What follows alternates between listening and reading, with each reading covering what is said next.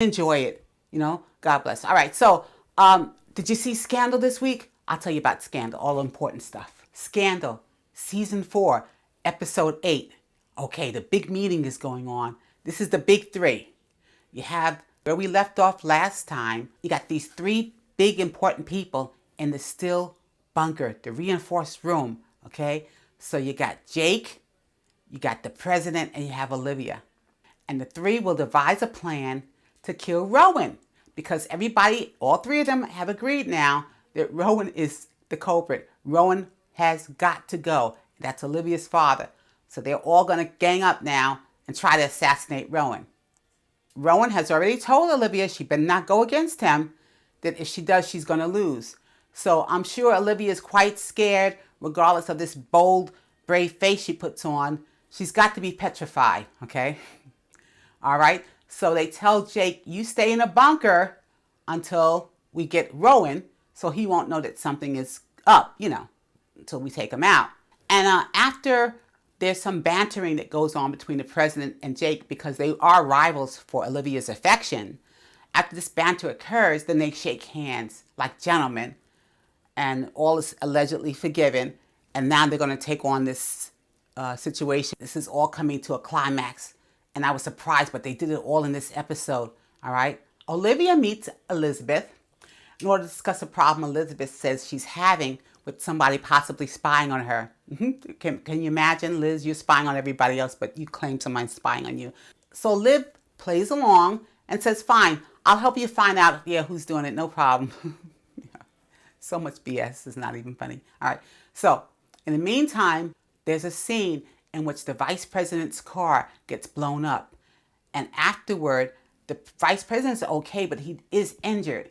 But you see Melly come in, and she grabs him and starts kissing him. And I guess evidently they make love, because she tells everybody, everybody clear the room.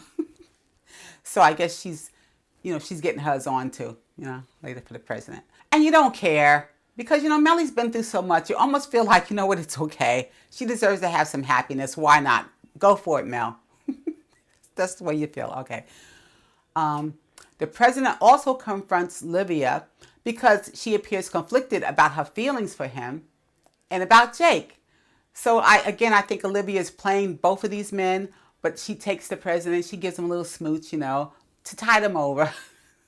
Okay. So that occurs.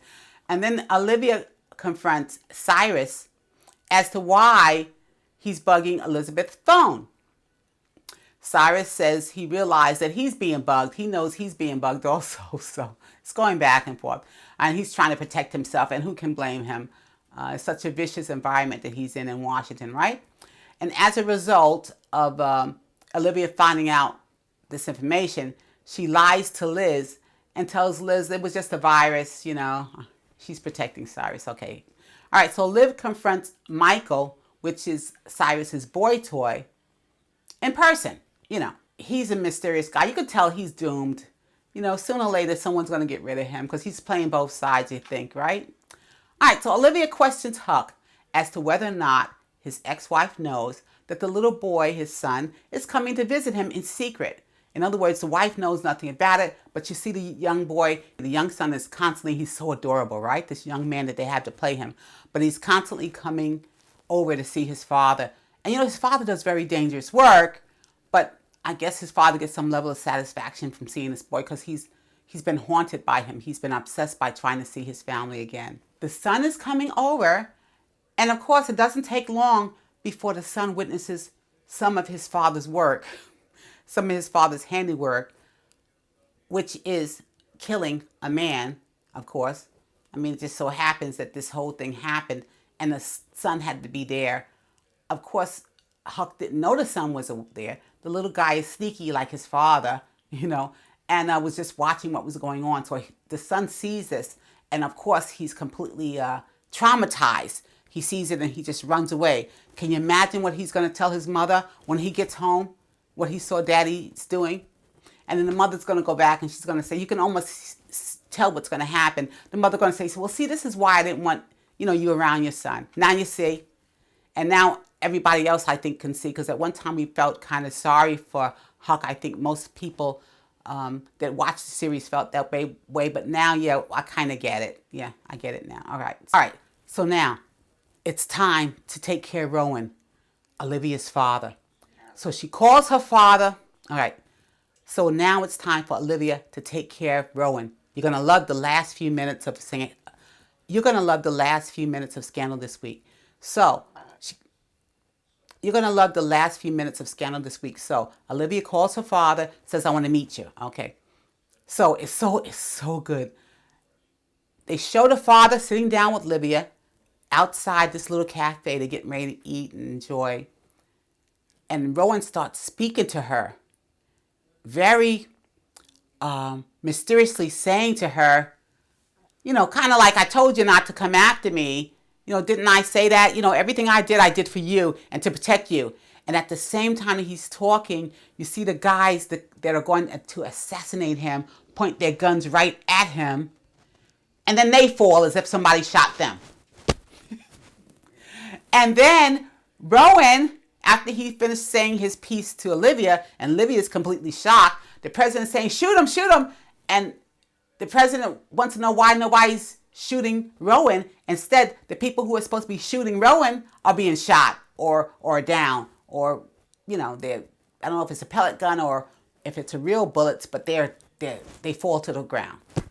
So Rowan, evidently, he takes no prisoners, and he kind of told his daughter that, and she had to know this. He's been doing so many awful things throughout the episodes.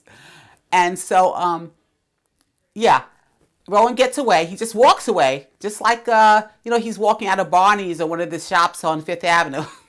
I mean, he's not even afraid. And he just lets her know who's the boss. Even the president can't assassinate me, nor can the president get me, kill me. None of you guys. I'm running things here. I'm the Svengali. I'm running things. Don't you know that by now? And that's what he's telling them with his actions. He's not just talking. He's got whatever he's got to back him up. Okay, Rowan is running stuff. So of course he's very pissed that his daughter tried to kill him. So he says, "Okay, so from now on, you're on your own. You're going to see that I was the one protecting you. Okay? Now let's see how it is when you're out there by yourself." And then he walks away. It's a very strong scene. It's very juicy. See it if you have a chance. But then, after that, How to Get Away with Murder. It was episode 8. All right. So, How to Get Away with Murder.